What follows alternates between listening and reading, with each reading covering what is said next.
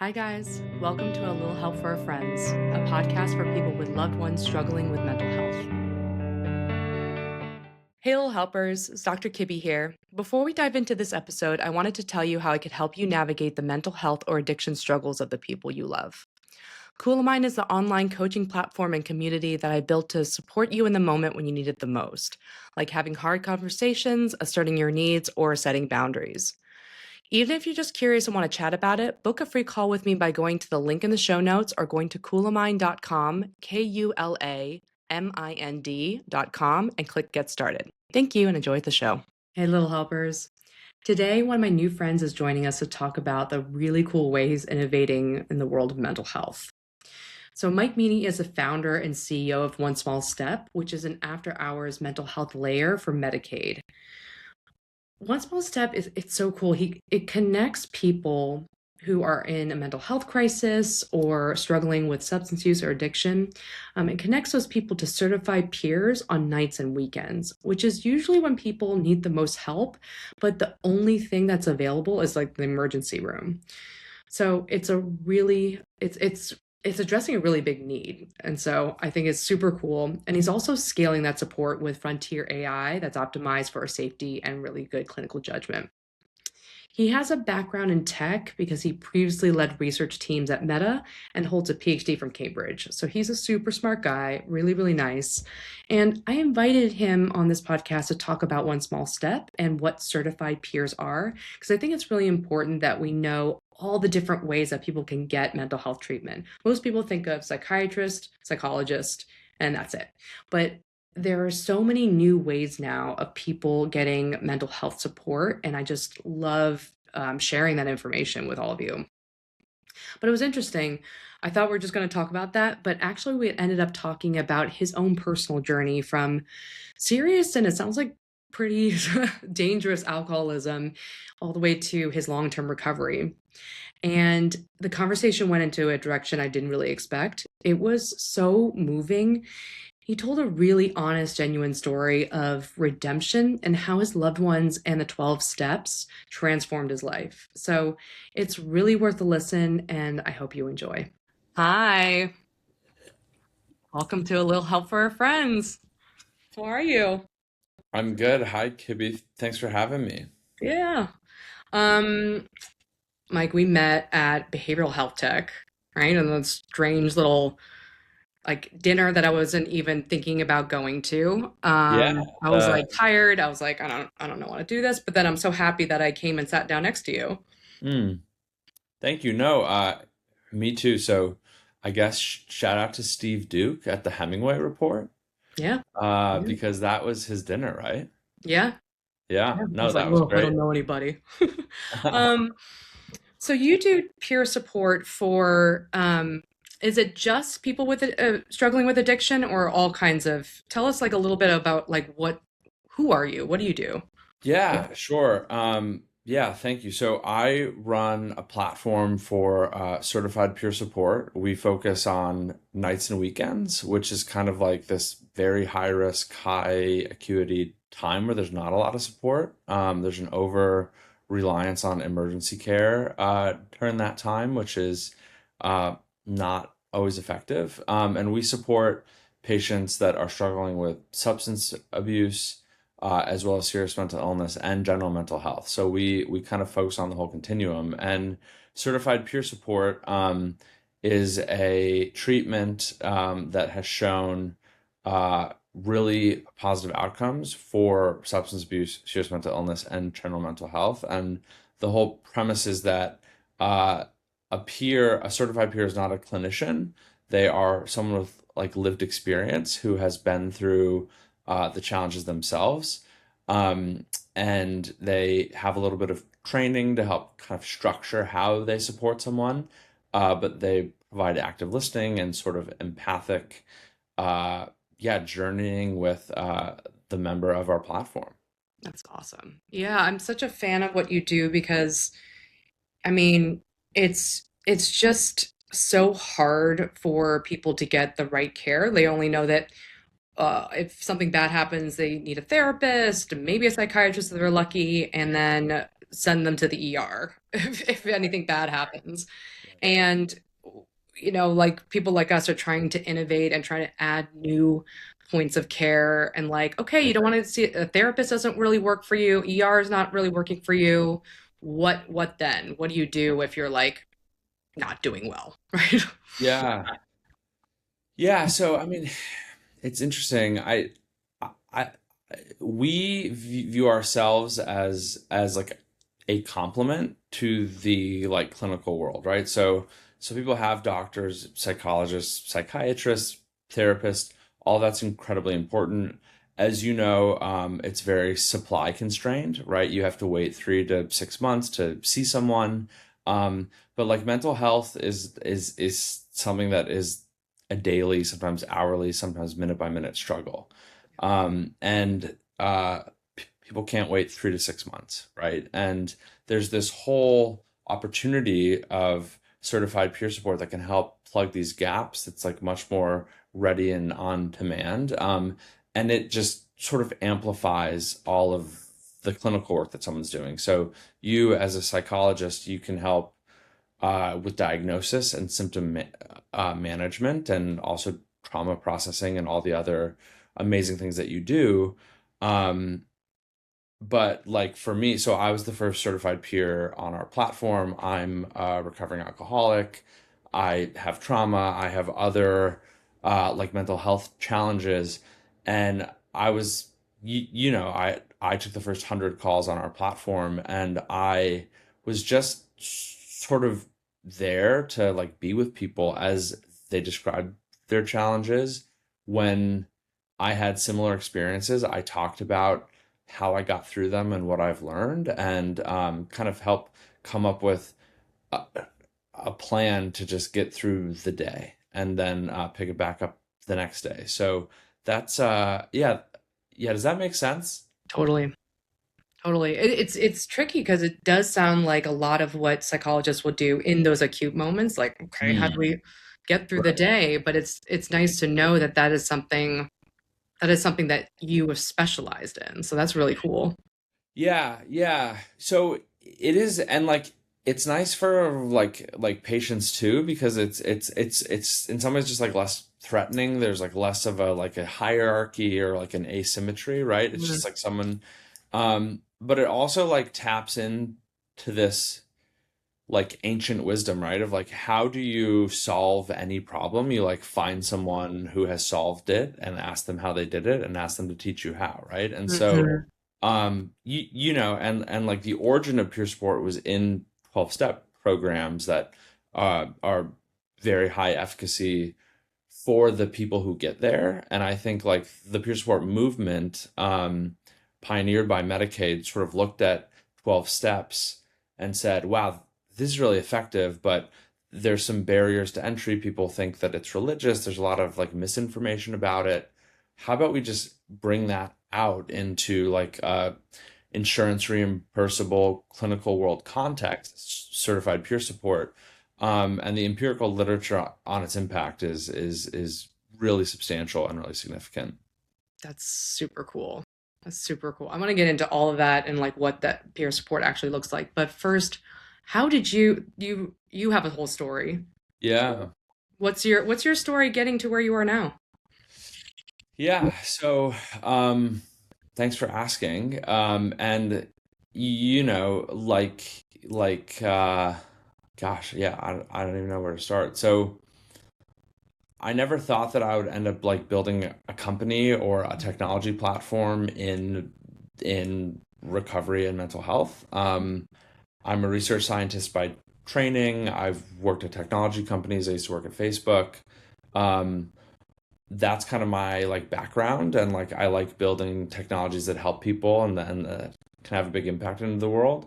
Um, and then there's like a concurrent part of my personal journey that ever since I was in high school, I struggled with drinking. I blacked out the third time that I drank. I was like 16 years old. And I remember waking up that morning thinking how cliche and like sad that I was just like another alcoholic in my family, because I'm like Irish Catholic.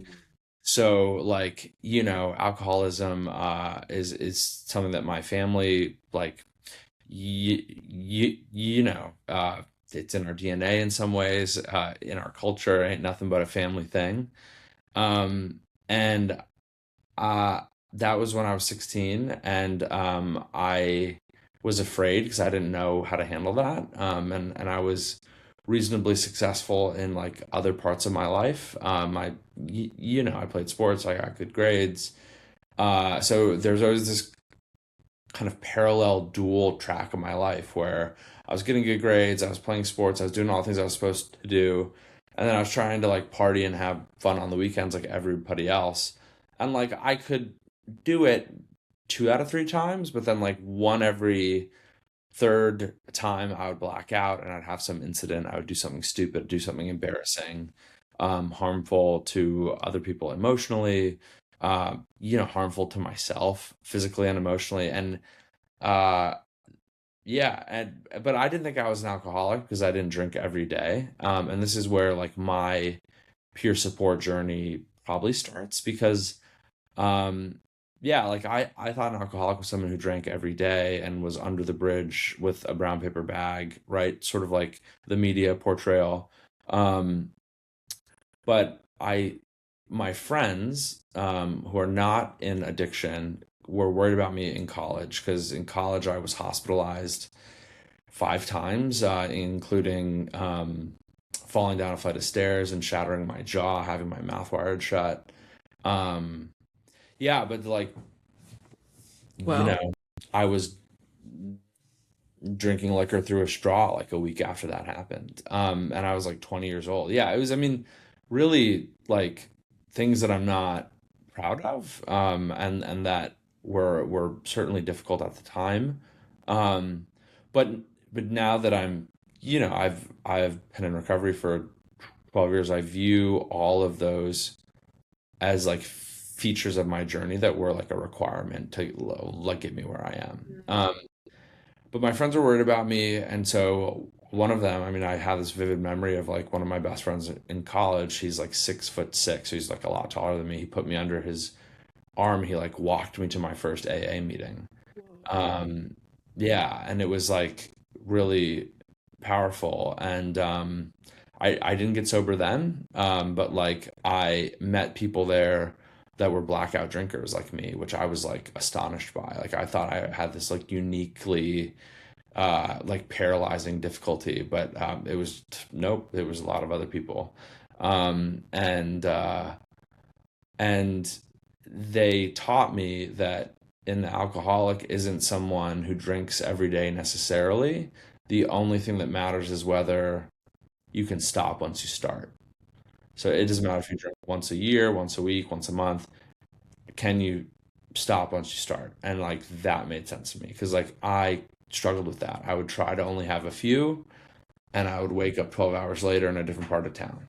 hmm And so that's where I met other people that stopped drinking and they just helped me understand what was actually happening to me. And then when I finally sort of reached my own rock bottom, I didn't have anywhere to go, but I knew there were people in 12-step rooms that allegedly didn't drink and were allegedly happy. And so I was like, I guess that's where I got to go. So, yeah, wow.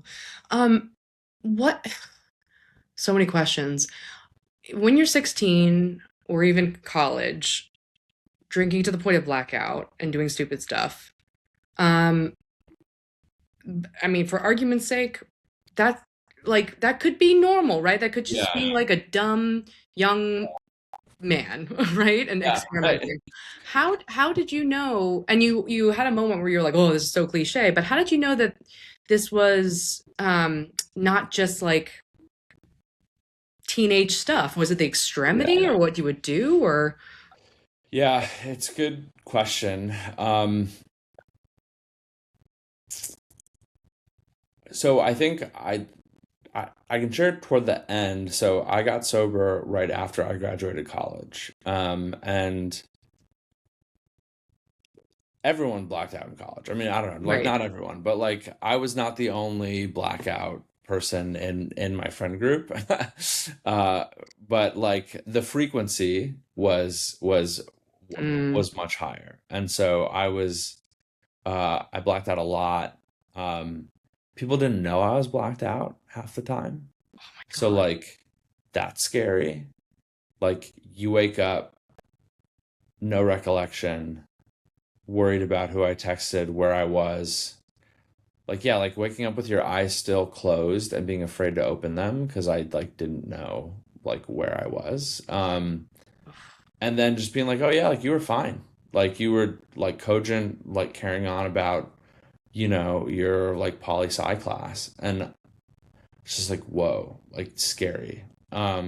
But then other times like starting fights and other kind of unhelpful things. A lot of my friends having to like carry me home a Mm. lot, like so it was always like sort of worse. And then like being hospitalized and like when I fell down a flight of stairs and broke my jaw, my blood alcohol content was like 0.34, which is like Is it like pulling very, away the legal limit of drinking or something? Or like point, isn't it point, I'm trying to remember.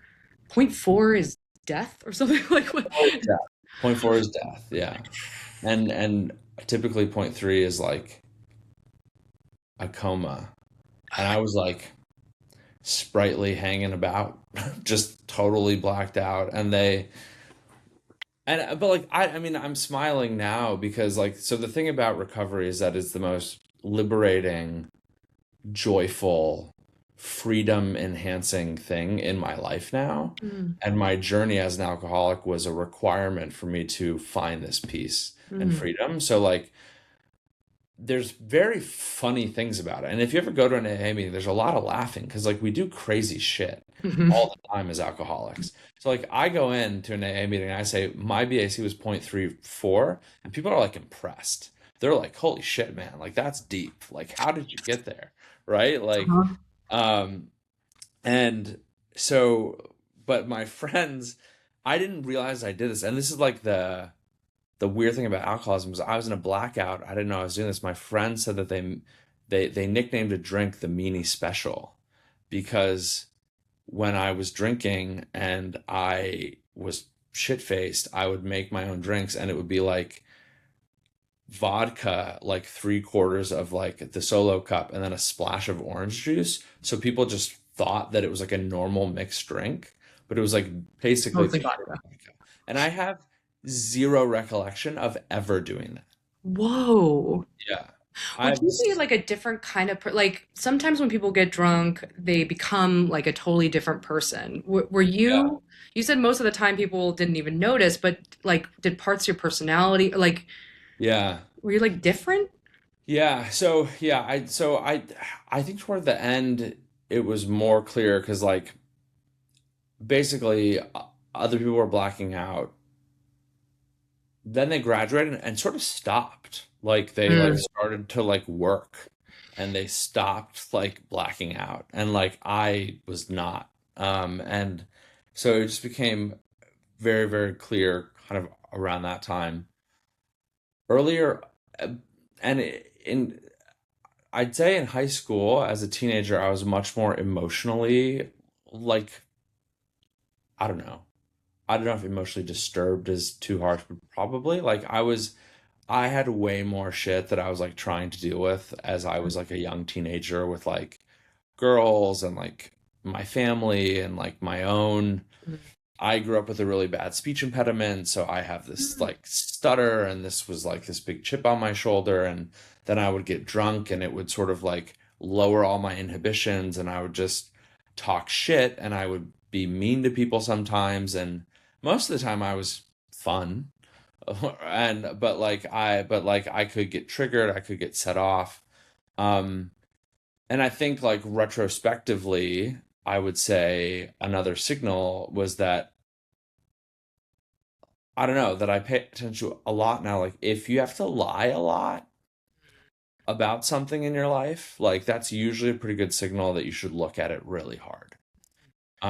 And like I had to lie a lot in high school because when I was drunk, I would do things or I would be with people, or I'd be in situations that I like that were not okay, that were like contrary to how I would want to treat my friends, my family, myself in like a respectful, like loving way. And so that created a bunch of emotional damage that then drinking helped me feel better about. And so this is like where this like vicious cycle kind of comes in. You create all this like damage in your life, and then there's only one thing that makes you feel okay and gives you that ease and comfort, but it's the thing that creates more damage. And it's a very vicious cycle. But yeah, so I mean, without going into like too many, yeah, I would say like in high school it was oft like drama, fights, crying, kind of making an ass of myself. But it was probably hard to like disentangle that as alcoholism, like versus like just being a hormonal teenager. Yeah. Right. It's tough. It's interesting how it can cleave off like a different identity or different like way of being and then keep doing that because it's a coping mechanism. So it's like Right. it would be you as you're forming your sense of self, right? It's like Yeah. this is who I am, this is what I care about, but then these other times I'm doing these crazy things that are hurting Yeah. people, but like that's not me, but is it Right. me? Right. Yeah. So thanks for sharing that. And that it sparks something I think that is very profound and important. Yeah, like so I went to college at Georgetown, which is a Jesuit university, and they were founded by, or the Jesuits were founded by Saint Ignatius of Loyola, who's this like Catholic saint, and has these spiritual exercises that centers discernment in sort of how you encounter the world. And one of the challenges of Saint Ignatius and like Ignatian discernment and spirituality is to integrate like the pieces of yourself Mm. and to like pay attention to the parts of your life that are like cleaved off and like not integrated, because that's actually somewhere where we should look. And so the Georgetown Jesuits helped me start to unpack that, because my whole life there were these two tracks. It was like this like loving, kind, nice, successful leader, whatever. And then this like person who was like so like hurt and like in pain, but also like selfish in his behavior and actions, and hurt people emotionally. And I had to live with that cognitive dissonance between who I was, both those people. And like, I think that for me is the greatest trauma of being an addict. Um, and like, the process of recovery for me was like a journey of integrating those parts of me and like recognizing the motivations of both of those streams of my life, and then like creating a new life where I got to like emphasize and lean on one versus the other, thankfully. Wow, that's so interesting and powerful. How what did that look like to integrate like Yeah. that when you got sober? Because I imagine it's interesting to think about that because like personality disorders and all these different people are like, no, this is not me, this is not me. Yeah, And then right. you have to be like, no, that is part of me. But then with alcohol or any kind of drug, you could be like, well, not my fault, drinking. Right. Right. But then when the drinking is gone, that barrier is down, like Right. what was that like to have to integrate? Yeah, I mean, and like, yeah, it's such a good question. I What mean, happened to that guy? What happened to the yeah, selfish, mean guy? yeah. Well, so like I do want to, yeah, and I don't know what causes like full mental breaks. And like I don't know, like I've never been diagnosed with like any sort of like personality disorder or anything like that. But like there was a world where the way that I was living my life, trying to maintain both of those lives at once, and like not out of desire. I didn't ever want to be like a selfish asshole. but like I wanted to drink. Like I Hmm. definitely wanted to drink, right? And then but like that was like an outcome often. Um and but like I like that can cause like full mental break. Like you're trying to integrate these two different parts of your life that like do not integrate, Hmm. right? And I don't know like personality disorders and all that stuff, but like I know that sometimes like the coping skills that people acquire to like deal with these like divergent parts of their life oftentimes not like oftentimes externally imposed, right? Like from when they're children, like they just like become someone else, and then trying to integrate them causes this like break. And um in some ways I think my point where my sobriety journey started after many other high quality moments where it should have started, like Hmm. um was where like I couldn't handle the disintegration anymore. Like it was like this is gonna kill me. Like Hmm. and it scared the shit out of me, and like it should have long before. But like my first day of sobriety, I like remember for the first time feeling like in the depth of my soul, like, oh my God, I'm gonna die because of this. And that like scared the shit out of me. And Hmm. like but where did he go? I mean, so the steps is how I got sober. And the steps are like a systematic process of like taking those two parts of who you are and forcing yourself to see them as the same person, and giving you tools to both accept the reality of who that person was and give you tools to realize that moving forward, that person no longer has to have active agency in your life. And so it's just like I don't know who said it. I don't know, maybe Dostoevsky or Solzhenitsyn, but like the line between good and evil like runs down each of us, runs down the center of each of us, and like AA and the 12 steps just they gave me a toolkit to like accept what had happened and like not let the shame of that cause me to like cause more damage, and then tools to like lean into like the good parts of me. um and I'll just share one more thing on that because it is scary. I mean, the scariest thing in sobriety is when you notice yourself doing shit that you did when you were drunk but you're no longer drunk anymore. Hmm. And um yeah, like, and I mean, I guess, sure, fuck it, why not? I mean, so there's like the relationship inventory part of like your 12 steps where like you detail uh all of your past relationships, I didn't know you traumas. guys did that. That's cool. Oh yeah, yeah. Um yeah, so that's a big part of it because they're like that's honestly like the source of trauma for a lot of people. Um Sex inventory, like relationship inventory, it's all sort of um like bundled up together.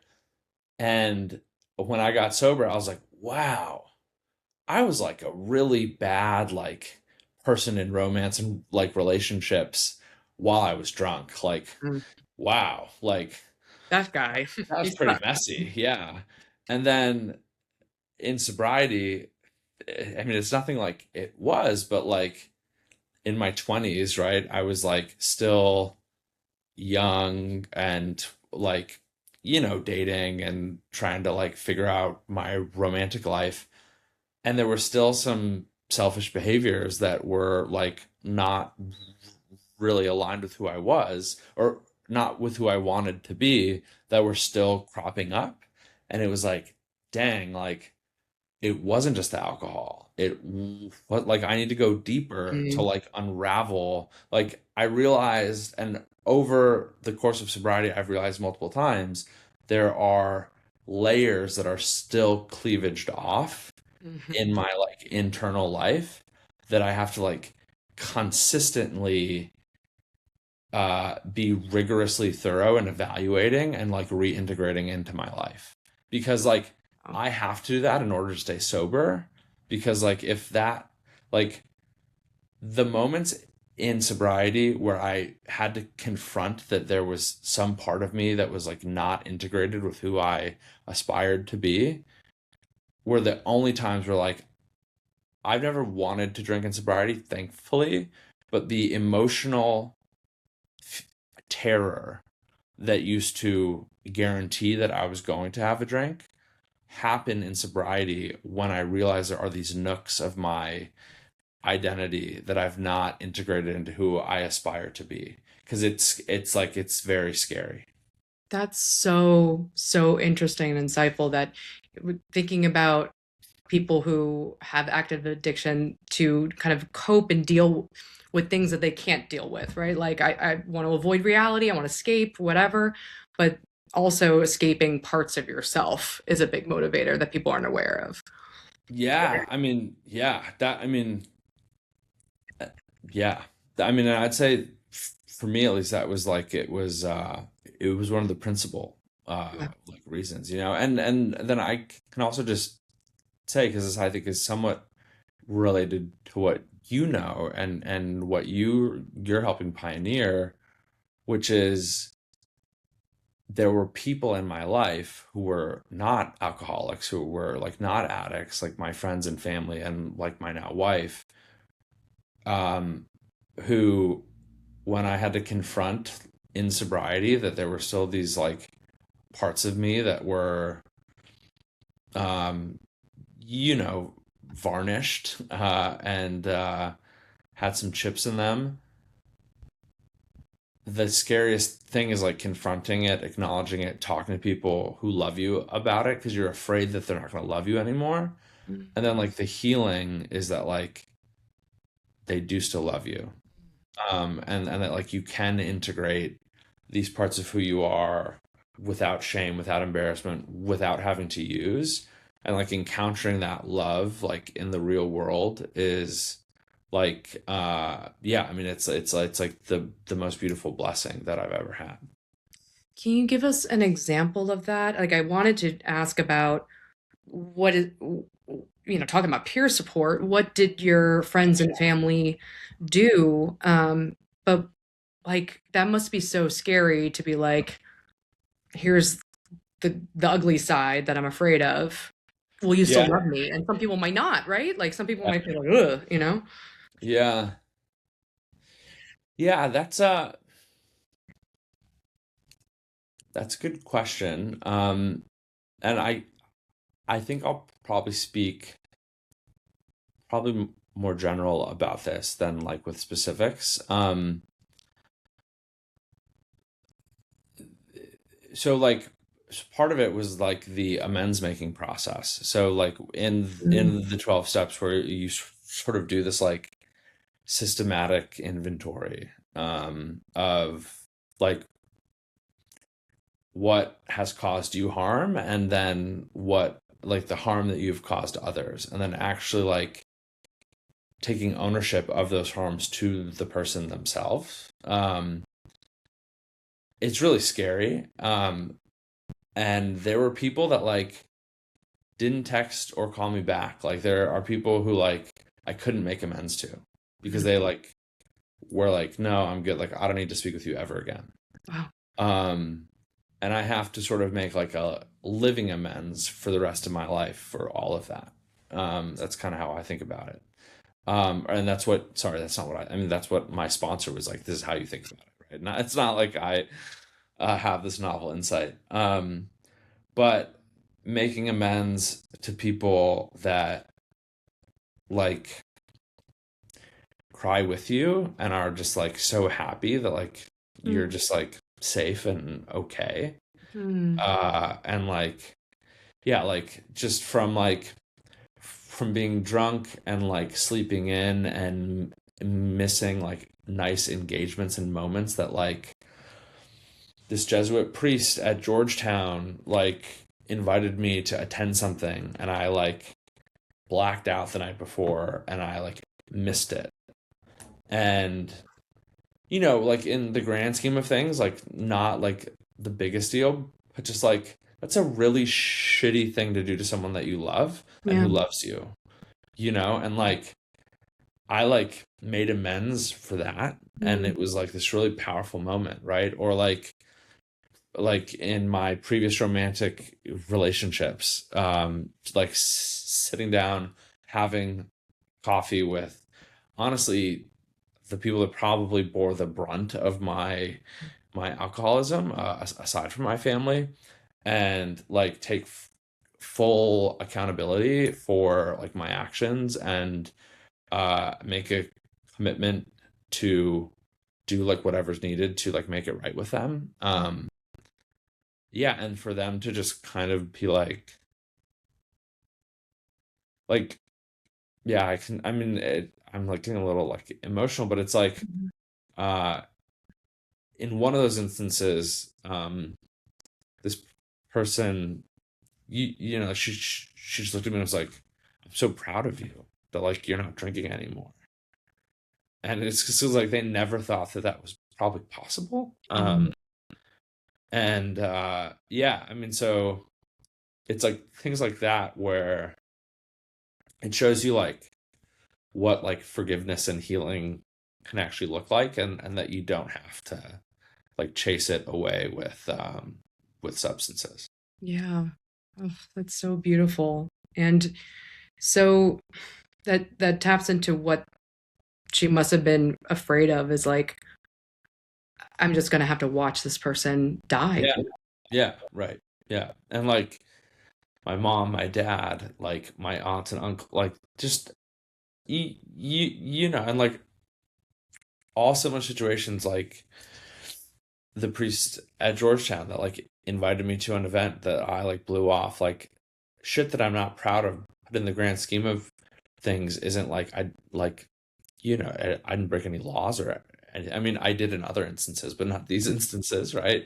Right. Um, but like this like accumulation of all of these like moments in your life where like you fed your addiction instead of like lived up to like the love that others are giving you in the world. It's a really harsh thing to have to like confront. Um, but then confronting it with others, with family, with support, it's deeply transformational. Mm. What I'm putting myself in the perspective of the people around you, and like I remember with my own family having to deal with like, my watching my mom and other people like kind of spiral out of control, and you feel so helpless and scared, also pissed, but also like Yeah. sympathetic. What is like what should people do? Because actually like that story that you just told about your friend like bringing you to AA, that is something that we all fantasize about, like just Yeah. grabbing that person and taking them to get help. But then that usually backfires, right? Because it's like the person doesn't, you can't make someone want to change. So what Yeah. can people do around that? Yeah. I mean, it's so sensitive and hard. And like I give my friends a lot of credit. I think there's like, yeah, and this is maybe hard and like not helpful advice. And I don't know, maybe as a psychologist, you'd have different perspective. But for me, and I think for a lot of people that I've spoken to who struggle with this, there's like fear of like abandonment. Like there's like this fundamental fear that like you're not lovable. Like that's like if people knew what I was really like and who I really was, they wouldn't want to have anything to fucking do with me. Um, and I had a group of friends, and I still have them. They're still my friends. They were at my wedding. They were in my wedding. Like these are, and they were pissed at me. They would, I mean, many of them have punched me in the face. Like just I mean like I've punched them like this is like they're angry at me like they were like you need to get your fucking shit together because like you're gonna die and I'm gonna be pissed, you know, like you're just being an asshole. um but they were fiercely loyal. Mm. And they like never ever like threatened to like not be my friend, Mm. or anything like that. Um, and so like I don't know, like I do think it's like I mean, and obviously like I don't recommend punching people in the face. This was not like their tactic. That was after things escalated when we were drunk often. Um, but they were fiercely loyal. And then I think the other important thing is in non-escalated moments, it's like the person probably knows and they're probably deeply ashamed, and it probably makes sense less to emphasize like, hey, like you have a problem and you need to get help because they probably know that. It's more like saying like, hey, do you want to talk about how this is for you? And like what is like what does healthy look like for you? Like what do you want out of this? And just like kind of like lower the stakes and like lower the barriers, because most of the time people have to like be very defensive. And I think that's a result because like well-meaning people don't know how to help, and it's like, hey, you have a problem, you should go get help. Mhm. um but it's kind of just like, hey, this happened, like how are you feeling about it, like where are you at on this journey? Yeah. um I think is, and if they're like, oh, I'm fine, like it's not a problem, like I think it's actually just like, if you have their trust and you are loyal, you can just keep asking them like, how are you really, because like at some point it's just all kind of Mm. come crashing down. And my friend who brought me to the meeting that night will reminded me of this years later. He said like, you called me that day and said like you were finally ready. Oh, wow. And I totally forgot that. Like I, in my life, he just like ripped me out of my bed and like brought me to this meeting. And he's like, no, Um, like, so they had all pushed and prodded and probed to help me. Like, like they like got me a big book. They told the priest at Georgetown, like, hey, he has a problem. And so they did things to like kind of nudge it along. And then at some point but like ultimately the person has to confront it for themselves. right. That's, I mean, that's amazing. It's so lucky to have people like that in your life. I mean, probably alive because of them. And I could see why then this led you to this work of peer support, because it was so instrumental to your journey. Yeah. What do you do as a peer supporter when you're talking to people who were in your position a few years ago? Yeah. What do you say to them? What do you do? Like, how do you help them? Yeah. Uh, well, thank you. Yeah, I mean, I'm really excited and proud of like what we're doing. Oftentimes when people call in, it's like I just say like, "Hey, I'm here." Like Mm. I'm here to listen without judgment. I'm here to listen and like share my own stories to like make you not feel alone.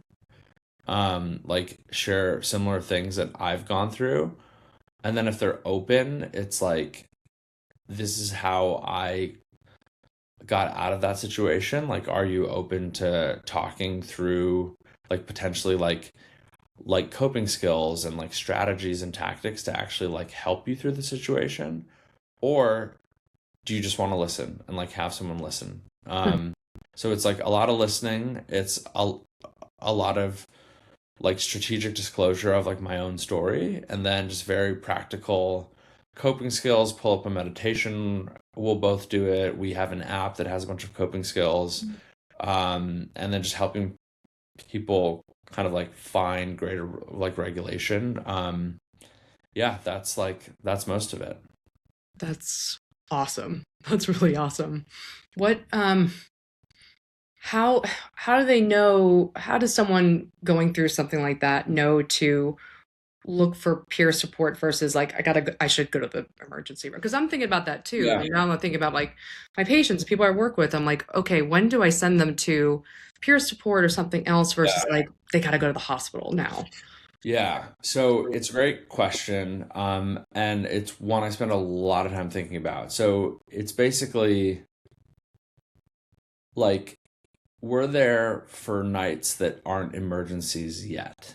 Mm, So a big part of the broader challenge is people on nights and weekends are alone, and what might start as moderate emotional dysregulation can escalate to either self-harm or drinking and using or something that then leads them to the hospital or the ER. mhm, And we want to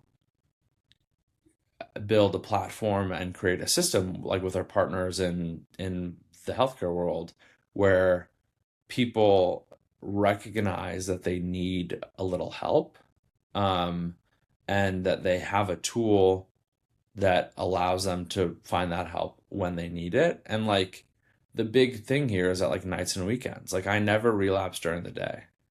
Um, and that's not to say that that wouldn't have been part of my story at some point. I know, like, but that was just not. I never relapsed during the day. mm, But on nights and weekends, VR is the only option. mm. And so it's like, I mean, we also have like a formal assessment, right? So if someone's like thinking about self-harm, like ideation itself is actually not necessarily a cause for escalation to an emergency. Ideation itself can be a great use case for peer support Mm. because peers have that experience. They struggle with that. We struggle with that ourselves.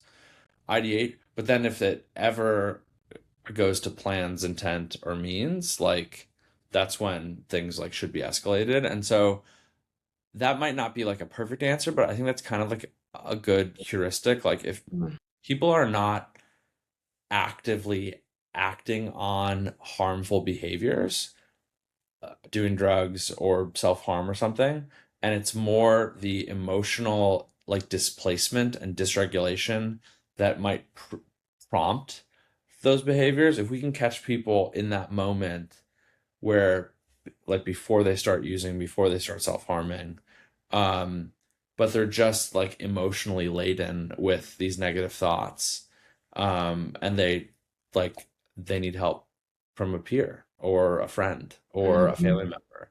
mhm. That's the and like everyone who ends up in the ER because of a mental health crisis started somewhere that was not a crisis. Uh-huh. Yeah, that makes sense. What kind of training or how does one become a peer support? Like when people think about like, oh, okay, this is what peer supporters do, this is what therapists do in the ER, like what did Yeah. you guys get trained in? Yeah, so every state has their own process. You have to like go through a formal state certification. There's a lot of healthcare agencies that like train people as certified peers. So we have like an application process. We've had over 500 peers apply to be on our platform. So like Cool. that side of our market has like a lot of people interested in it. Um, they have to submit their certification, all their continuous like educational requirements. We interview, and then we have like biweekly like supervision with an independently licensed professional counselor that helps us up level and like helps us deal with like challenging cases and things like that. Um, yeah, and then we are building, so like just to give people like a little bit of a better sense, we're building a platform that sort of like matches people that are in need of mental health support on nights and weekends with a certified peer.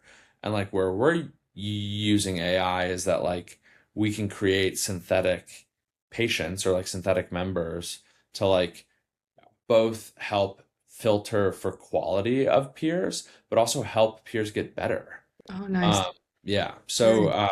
yeah, that's what we So do. it supports like the peer supporters who are who are Exactly. providing care. That's awesome. That's really Yeah, cool.